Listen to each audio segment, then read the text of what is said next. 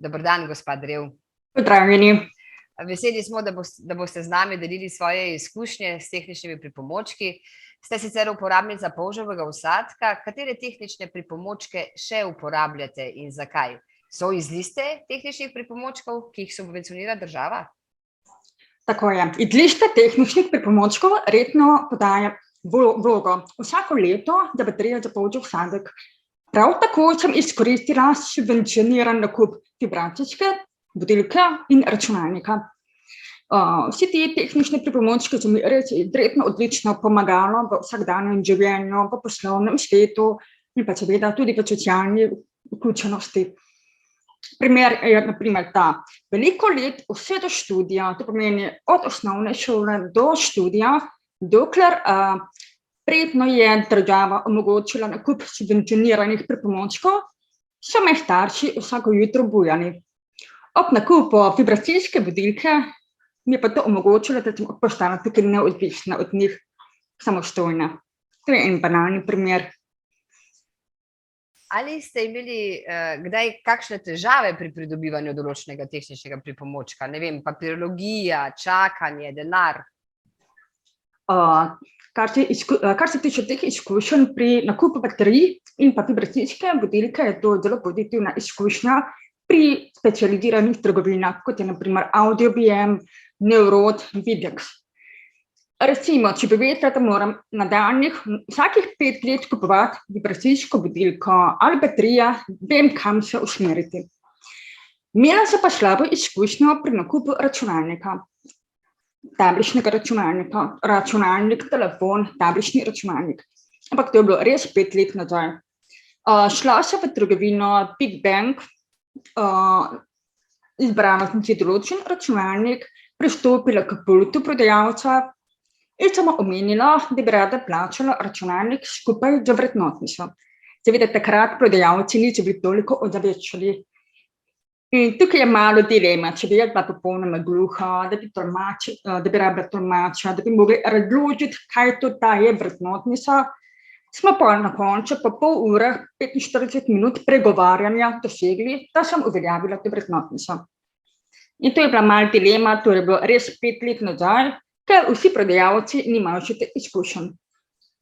Pa vendar mislim, jaz mislim, da zdaj trenutna današnja situacija je drugačna. Da imajo že toliko izkušenj in gre lažje to skozi. To je primer. Trenutno pa sem v fazi nakupa vibracijske budilke. In če ste videli gor, rok trajanja je 10 let. Meni seveda je po 5 letih se pokvarila. In zdaj si moral to sama financirati, ker mi ne pripada še ta tehnični pripomoček. In mogoče bi bilo res mišljeno, da bi malo osvežili to listo tehničnih pripomočkov in ovrednotili, kateri pripomočki rabijo prej skrajšati rok uporabe. Potem jaz sem se pogovarjala tudi z eno prijateljico, ki ima prav tako kot jaz polžev vsadek. In obe koristiva vsako leto nakup baterij subvencioniranja. Ampak težava se pokaže. Kolegi so pravi, da bi bilo mišljeno, da bi to naredili avtomatski način podajanja vloge. To pomeni, v začetku podajamo vlogo na nakup baterij in bi vsako leto trajno ali pa avtomatsko nam omogočili pošiljanje po pošti odločbo z vrednotnico. Ker s tem, ko mi vsako leto dajemo vlogo za baterijo, traja to 1 mesec, se to obravnavajo. In potem je še treba tukaj poiskati, kje točno bi dobili cenejše baterije v večji količini. To. Katere tehnične pripomočke pa uporabljate vsak dan in katere občasno? Vsak dan vsekako baterija za polžev vsadek, računalnik za poslovno in socialno vključenost in pa vibracijska budilka. Ostalih pripomočkov še nisem izkoristila. Imam pa namen, zdaj, ko smo nakupili hišo, imam namen raziskati, kako bi mi koristilo videofon, recimo nisem še dobro raziskala to tehnično listo, ampak v prvi vrsti je videofon. Svetlobni zvonec, sama si ne predstavljam, kako bi mi to pomagalo, ker sem že probala svetlobno budilko in očitno so določeni ljudje taki, kot sem jaz, ki trdo spimo in ne vidimo međikanje svetlobe. Imam raje vibracijsko. Velikokrat se udeležujete seminarjev, tako kot gospa Daša, in izobraževanj. Kaj opažate? Znajo organizatorji poskrbeti tudi za osebe z izgubo sluha? Kakšne prilagoditve pričakujete od določenega organizatorja? Glede na to vprašanje sem res mogla malo dobro pomisliti in jaz se trenutno spomnim pa dobra primera prakse. Nekaj časa nazaj sem se udeležila stand-up komedije, ki jo je vodil Ranko Babič. Potekala je v kinogledališču v Tolminu. Glede na to, da smo gluhi prikrajšani za slovensko kulturo, kot so stari slovenski filmi, ki jih nimamo podnaslovljenih, dobre komedije, prireditve, sem si vedno zaželela doživeti stand-up komedijo. Želela sem videti, kako to gleda.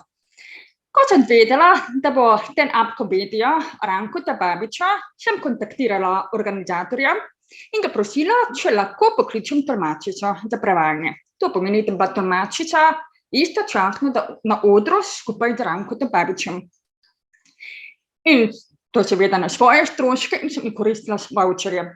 Obenem pa mi je omenil, da je prostor v kinogledališču opremljen z FM sistemom za osebe s polnim usadkom oziroma slušnim aparatom.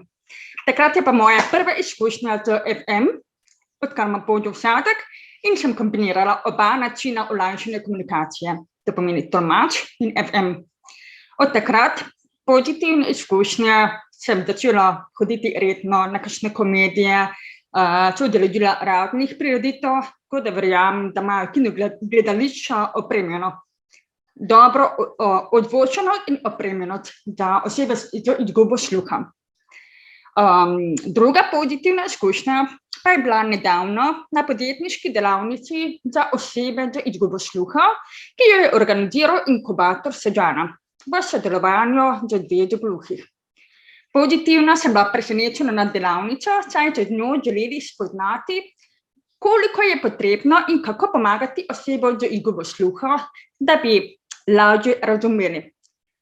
Uporabili so 3 pomagala, in sicer tolmač, FM sistem in novost podnaslavljanje z aplikacijo Truebar. Mislim, da je bila to prva taka delavnica izobraževanja, ki sem res 100% sledila. Recimo, če bi imela samo tolmača in če bi imela samo FM sistem, bi mogoče razumela 70%, 80%. Ampak je bo še tukaj ta novost podnaslavljanje, se pa, kolikor sem videla, da sem izgubila nit pri tolmaču in pri FM sistemu, sem takoj pogledala podnaslavljanje. To je bila res taka svetla točka.